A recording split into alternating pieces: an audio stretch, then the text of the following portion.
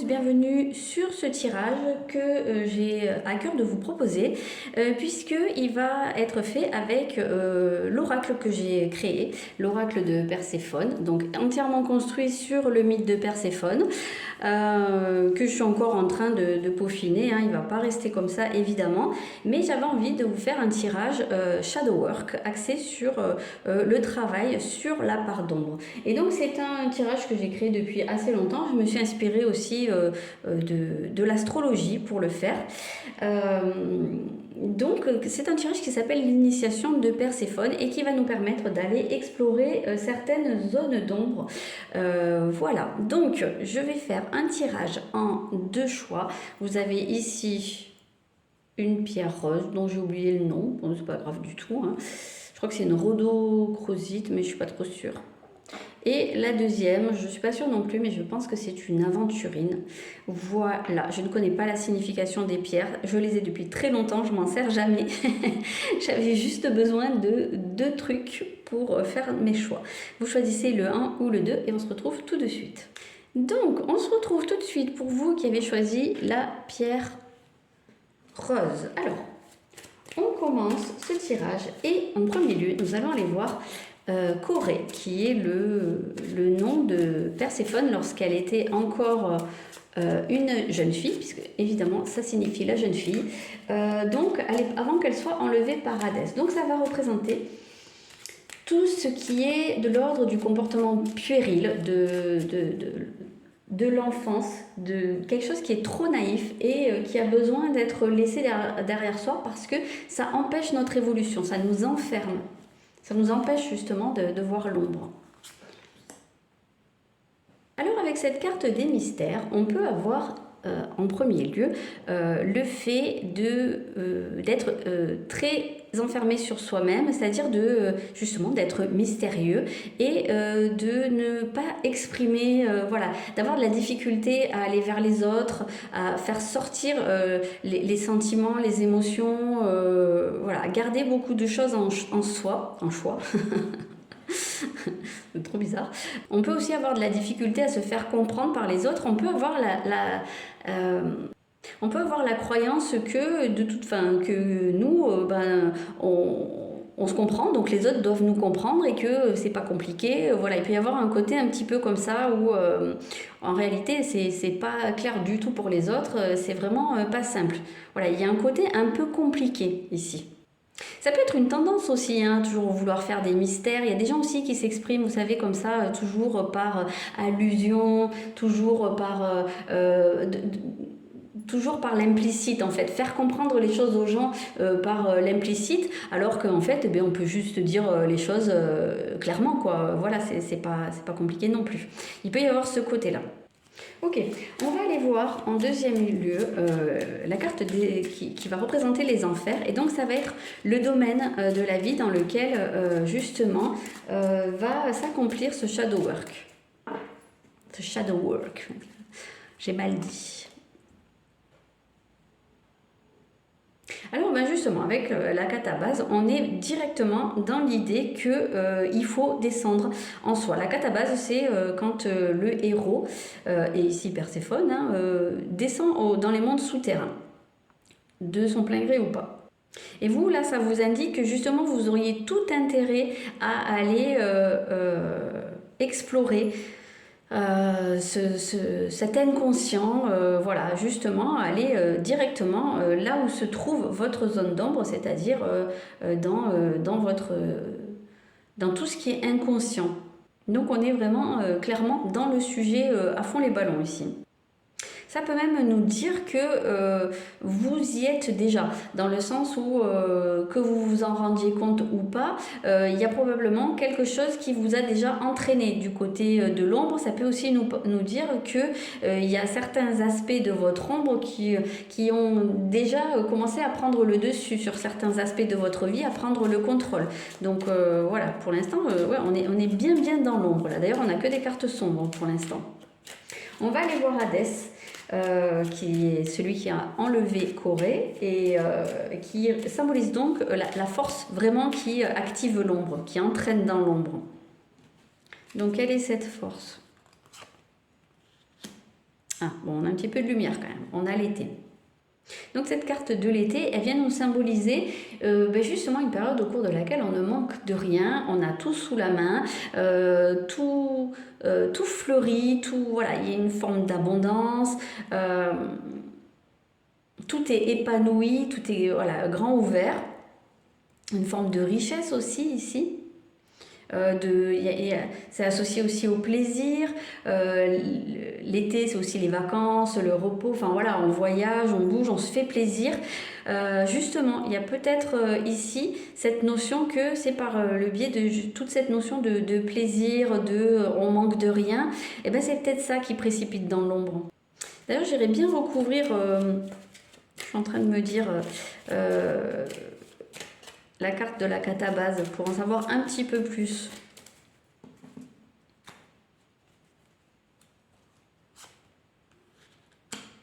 D'accord. Parce que là, ce qu'on vous dit, c'est que votre ombre, quelque part, elle se manifeste dans... alors, comment je peux vous expliquer ça ? La plaine des asphodèles, c'est le lieu de l'ennui perpétuel. C'est les personnes, enfin les âmes des personnes qui n'ont rien accompli de particulier, ni en bien ni en mal, qui se retrouvent là et qui errent pour l'éternité. Voilà, c'est monotone, il se passe rien, on se fait clairement chier quoi.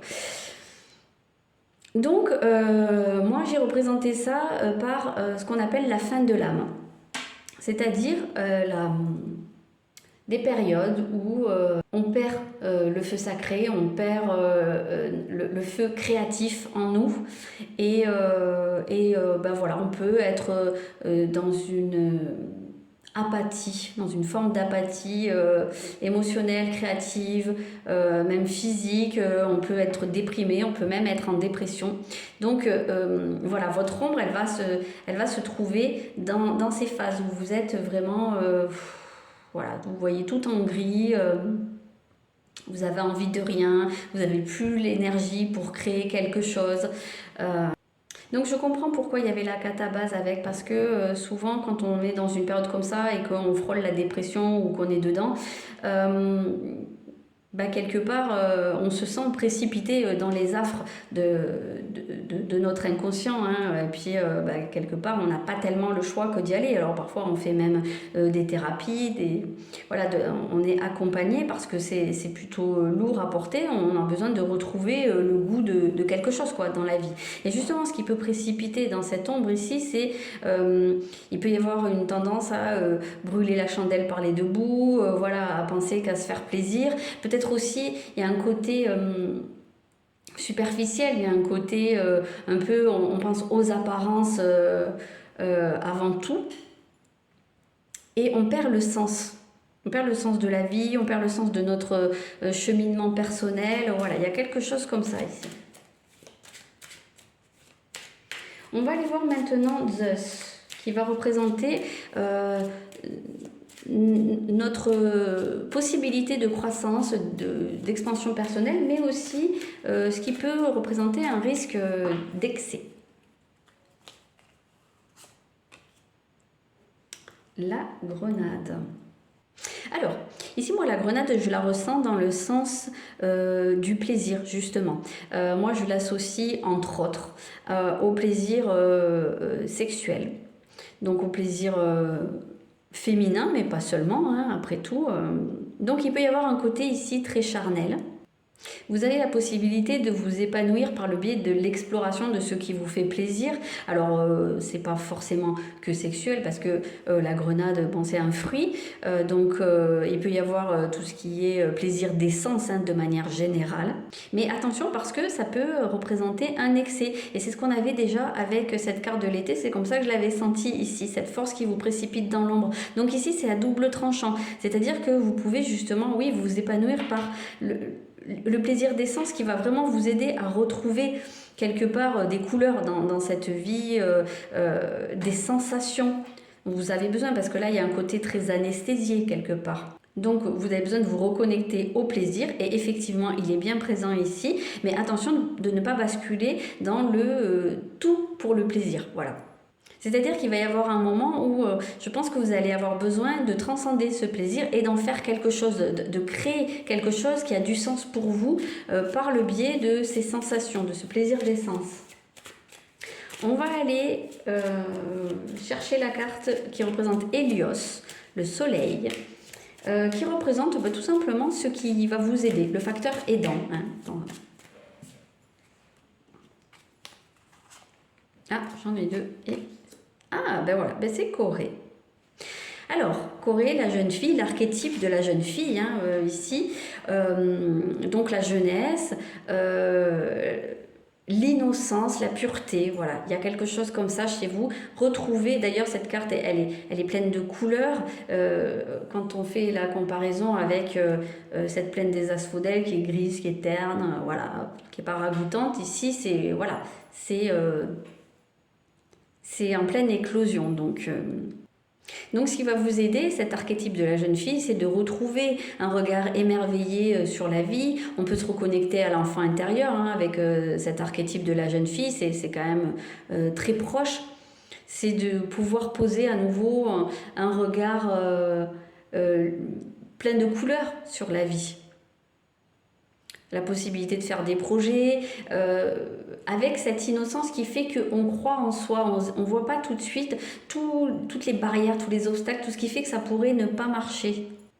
Alors on voit que d'ailleurs votre comportement, votre carte qui symbolise, qui était à la place de Corée au départ, c'était cette carte des mystères et ça peut nous dire que justement quand on compare les deux, il y en a une qui est très sombre, une qui est très lumineuse là. Parce que peut-être, comme je vous disais, vous avez tendance à faire peut-être des mystères, à garder les choses pour vous et ça peut être aussi la tendance à rester dans quelque chose de sombre. Voilà, on peut être pas forcément très optimiste sur les choses, alors que là, c'est comme si ce qui allait vous aider, c'était d'ouvrir la créativité, révéler les choses. Avec la carte des mystères, on est aussi dans le domaine de l'initiation, donc il y a peut-être une forme de sagesse, mais peut-être une sagesse qui est trop pesante en fait, ou qui n'est pas adaptée. Peut-être que vous avez été un enfant vieux, quoi, entre guillemets, un enfant trop mûr pour son âge, et qui a dû rester dans quelque chose qui l'a empêché de révéler son enfant intérieur. Et là, c'est ce qui va vous aider d'une certaine façon.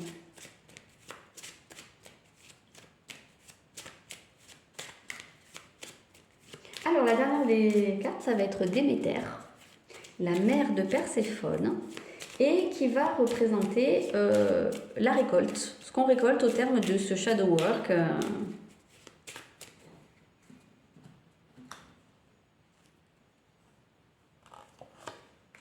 Eh bien, c'est Déméter. On aurait voulu le faire exprès qu'on n'aurait pas réussi. Donc voilà, vous allez justement récolter. Déméter, c'est la déesse des moissons, de l'agriculture. Elle est reliée à l'archétype de la terre-mère. Donc voilà, un de ses symboles, c'est la corne d'abondance, c'est le blé. Donc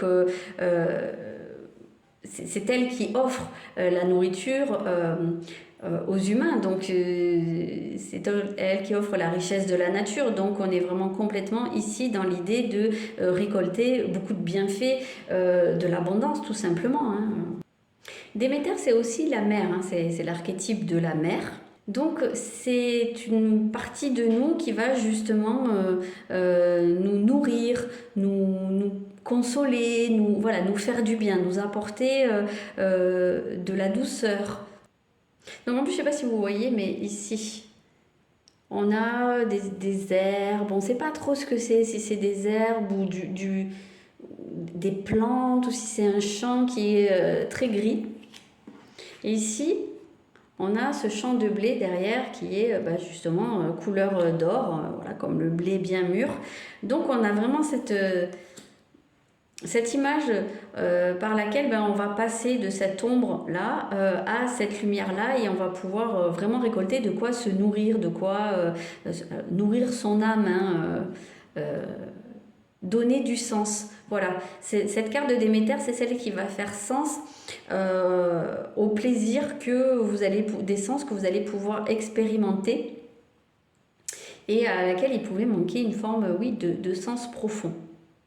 Donc c'est un très beau tirage.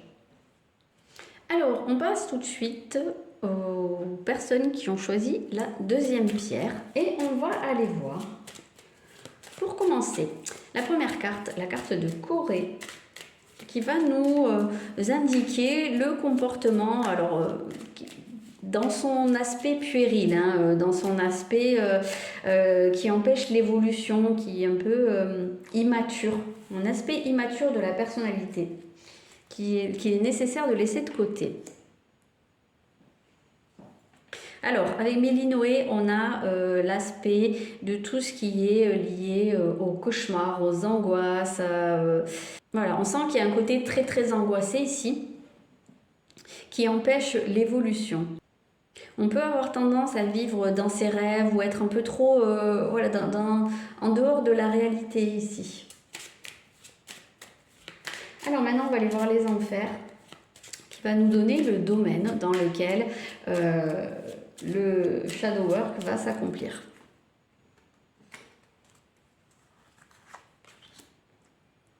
Alors, on a Corée, justement, qui représente l'archétype de la jeune fille. Donc voilà, ça nous dit que ce shadow work, il va se faire au niveau de votre archétype de la jeune fille. Concrètement, ça peut être dans votre vie de tous les jours, ça peut être dans le fait qu'il y ait peut-être trop de naïveté. Il peut y avoir un côté femme-enfant chez vous. Il peut y avoir un côté surprotégé aussi, ici, je sais pas, je le ressens dans l'aspect presque physique, voilà, le fait de... c'est pour ça que j'ai parlé de femme-enfant, ou de Lolita, comme on a pu parler à une époque, voilà, de quelqu'un qui est peut-être beaucoup dans la séduction, dans le fait de plaire aux autres, parce qu'il y a en plus un côté peut-être naturellement qui est très frais comme ça chez vous, et peut-être qu'il y a une forme d'immaturité ici. Et en plus, si on fait la comparaison entre les deux, alors Mélinoé, alors doivent avoir globalement le même âge, hein, sauf que Mélinoé, elle est complètement en vrac, voilà, les cheveux pas coiffés, le teint pas frais du tout. Et Corée qui est toute fraîche, toute belle, avec ses petites fleurs dans les cheveux, sa petite robe toute mimi.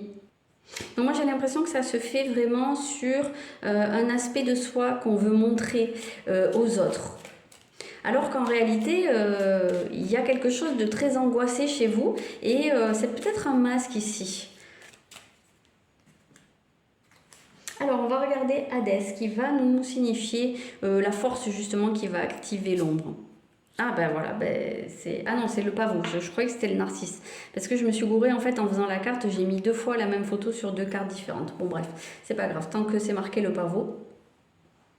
Alors le pavot c'est une plante de sommeil, hein, donc on est vraiment dans l'idée des cauchemars et des angoisses ici, ça reste raccord.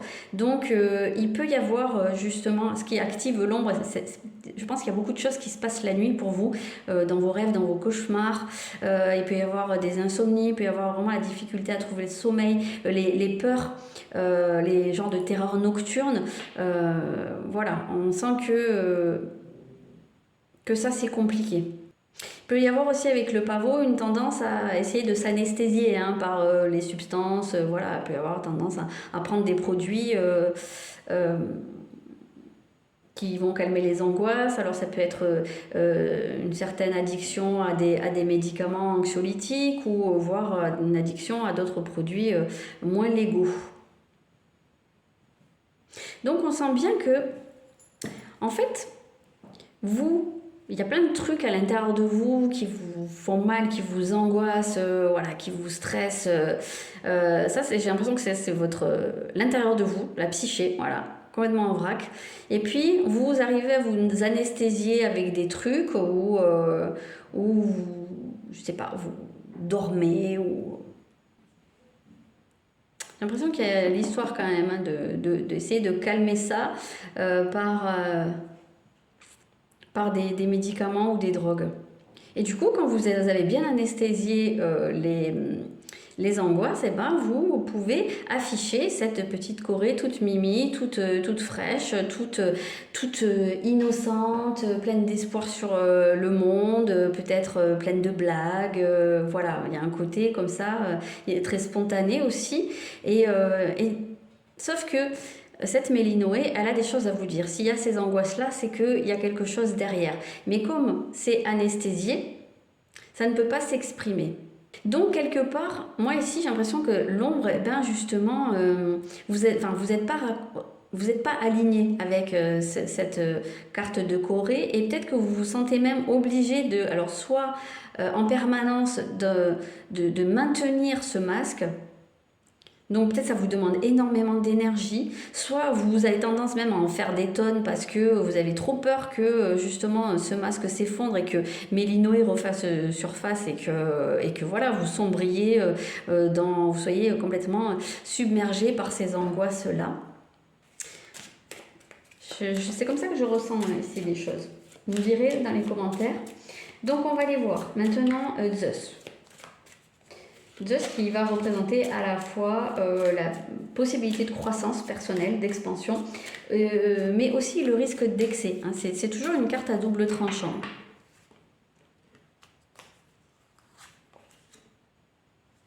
On a Adonis, c'est très intéressant. Adonis, ça représente la passion amoureuse. Perséphone était très amoureuse d'Adonis et ça a même fait ressortir certains conflits qu'elle a pu avoir avec sa sœur Aphrodite. Mais en même temps, c'est peut-être la seule fois où elle a ressenti vraiment ce sentiment amoureux, qu'elle a été dans la position de l'amante. Moi, je l'associe à l'archétype de l'amante. Parce que son mariage, je rappelle qu'il a été fait de force avec Hadès. Elle ne l'a pas choisi, c'est pas un mariage d'amour pour elle. Et Adonis, ça a été son amour. Donc vous pouvez avoir vraiment une forme de croissance personnelle par tout ce qui touche à la passion amoureuse, mais aussi une passion, voilà, vraiment quelque chose qui vous anime, qui vous habite, peut-être quelque chose qui pourrait aussi vous permettre d'exprimer vos angoisses, de leur donner vie de manière, je vais dire, transcendée, quoi. Mais attention, parce que c'est à double tranchant, et surtout la passion, c'est toujours à double tranchant, ça peut être dévorant. Donc il y a toujours cette nécessité de ne pas aller dans l'excès et de garder les pieds sur terre. Mais j'ai l'impression que c'est compliqué pour vous, les pieds sur terre. Là, il y a un manque d'ancrage total, il y a un manque de vide, enfin voilà, d'accroche dans le quotidien. Hein.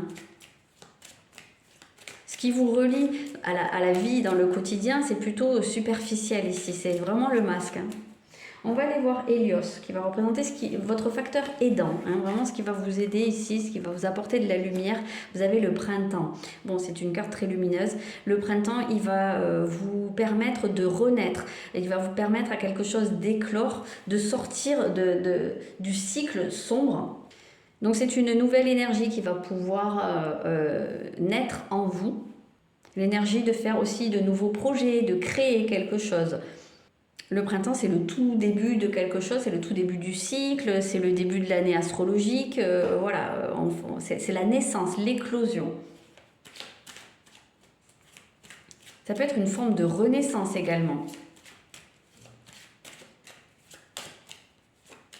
Moi, je verrais bien un projet ici, un projet qui vous passionne, quelque chose mais qui est très profond, qui va vous permettre justement d'utiliser ces angoisses-là. Ça va faire le terreau en fait, hein, de la matière. Maintenant, pour terminer, on va aller voir Déméter, donc qui va représenter la carte de la récolte. Qu'est-ce que vous récoltez au terme de tout ça? C'est marrant, Déméter, et c'était pareil pour le groupe d'avant. Donc c'est assez drôle que Déméter ressorte à sa place. Bah justement, hein, donc Déméter, c'est la déesse des récoltes, des moissons. Donc justement, bah, vous allez récolter des choses. Alors, le blé, hein, c'est ce qui nourrit l'âme. Donc il y a déjà ça, vous allez récolter des choses qui vont vous nourrir, peut-être même physiquement, mais on a vraiment surtout cette notion d'apaiser l'âme, parce qu'en plus, Déméter, c'est l'archétype de la mère. Donc la mère nourrit, mais la mère console, la mère berce, la mère protège, elle entoure de ses bras quand elle fait des câlins, donc elle apaise l'âme. Elle est douce normalement, la maman. Donc c'est comme si cette Déméter, elle venait apaiser cette Mélinoé. Et cette Mélinoé qui peut... dont les angoisses peuvent être des angoisses liées à l'enfance. Hein. C'est vrai que je ne l'ai pas dit tout à l'heure, mais des choses qui sont présentes, alors peut-être liées à des traumatismes de l'enfance ou peut-être liées à des choses qui vous faisaient peur quand vous étiez enfant, et sauf que les angoisses sont restées parce que quelque part vous les avez jamais vraiment affrontées, vous les avez jamais vraiment regardées. Sauf que maintenant, vous êtes capable de regarder ce qu'il y a derrière ces angoisses. Quelle est la peur à l'origine de ça? Et si ça se trouve, quand vous allez regarder, si c'est pas un gros trauma, hein, évidemment, vous allez vous dire, ah d'accord, ok, c'était ça, bon ben... Sauf que maintenant, vous êtes adulte et avec cet archétype de la mère qui vous protège, qui vous encourage, qui vous cocoune, ben, ça vous donne la force enfin, vraiment cette capacité à regarder ça et à ne plus en avoir peur. Donc voilà, c'est très très positif. Ben, j'espère que ce tirage vous aura plu. Dites-moi ce que vous en pensez dans les commentaires.